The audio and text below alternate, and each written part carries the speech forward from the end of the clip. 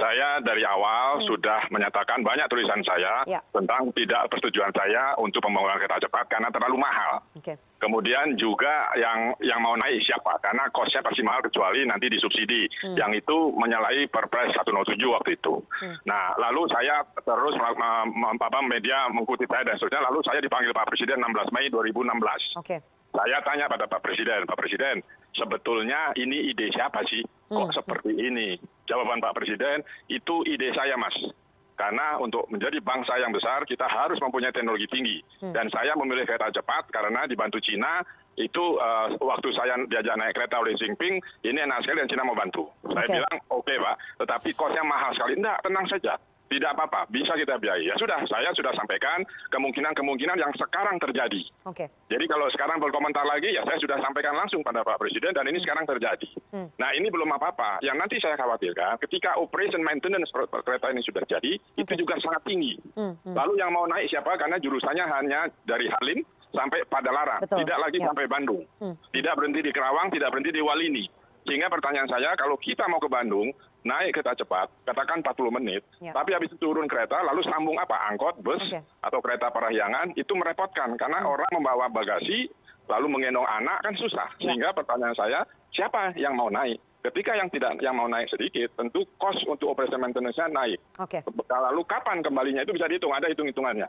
Karena saya punya proposal yang dibuat oleh Jepang dan proposal yang dibuat oleh Cina. Tapi Pak Agus sekali lagi, apakah kemudian ini menunjukkan meskipun Anda dan mungkin para pengamat yang lainnya sudah pernah mengingatkan Presiden, ini menunjukkan bahwa ada skema perencanaan yang salah ya?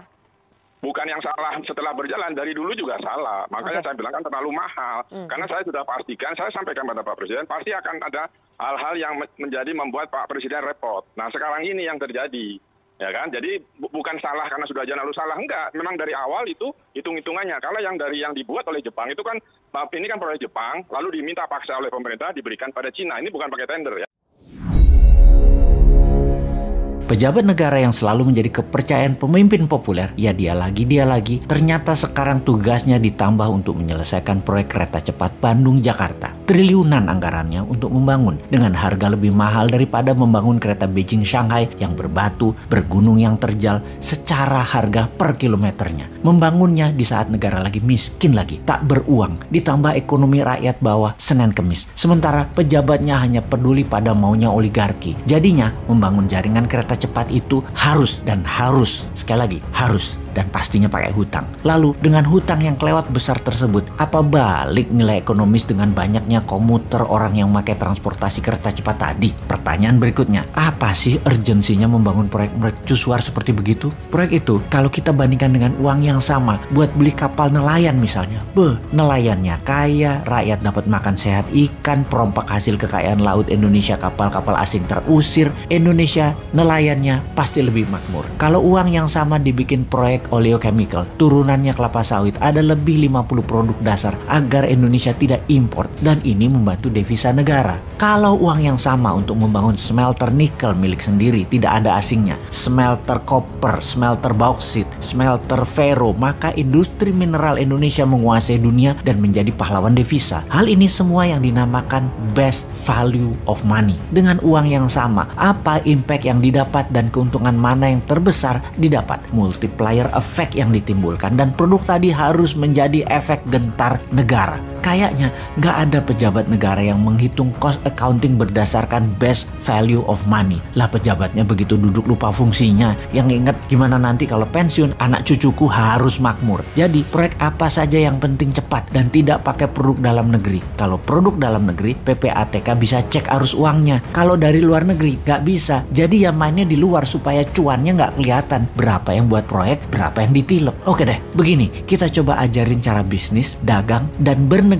dalam satu penjelasan sekaligus. Nomor 1, spek material harus 100% produk lokal karena hal yang statis sekali lagi harus produk lokal. Mending Krakatau Steel yang buat relnya karena sisanya seperti bantalan dan jaringan-jaringannya yang statis dan elektrik lokal bisa. Tentunya dengan bimbingan yang memiliki lokomotif penarik gerbongnya. Lalu gerbongnya buatan Madiun PT Inka. Jadi hanya lokomotif dan teknologi high speed train yang dibutuhkan dari pihak asing yang ternyata tidak lebih 20% nilai nilai proyek. Ingat, filosofinya kereta cepat atau alat transportasi massal adalah memudahkan perpindahan manusia dari tempat tinggalnya ke wilayah produktif lainnya. Dalam jarak Jakarta-Bandung, ada 3 pemberhentian baru. Jangan yang punya oligarki seperti Grup Lipo, Mekarta, Sinarmas pemberhentiannya. Harus lahan baru milik BUMN yang akan dibangun 1 juta tempat tinggal murah, cicilan tanpa bunga yang dibangun low-rise apartemen, high-rise apartemen, dan land house yang lengkap dengan sekolah, pasar, rumah sakit di setiap wilayah. Murahnya lahan, bangunan murah karena tanpa bunga akan memindahkan 1 juta manusia ke wilayah tempat tinggal baru yang bukan milik oligarki Dracula penyedot hak rakyat dan oligarki perubah peraturan pemerintah sesuai dengan maunya dan keuntungan mereka yang akan meningkatkan keuntungan mereka untuk menjadi sponsor politikus. Profit margin penjualan properti tadi akan menjadi pengurang nilai investasi dan penurun harga ongkos biaya kereta api tadi. Itu baru namanya game changing. Wis,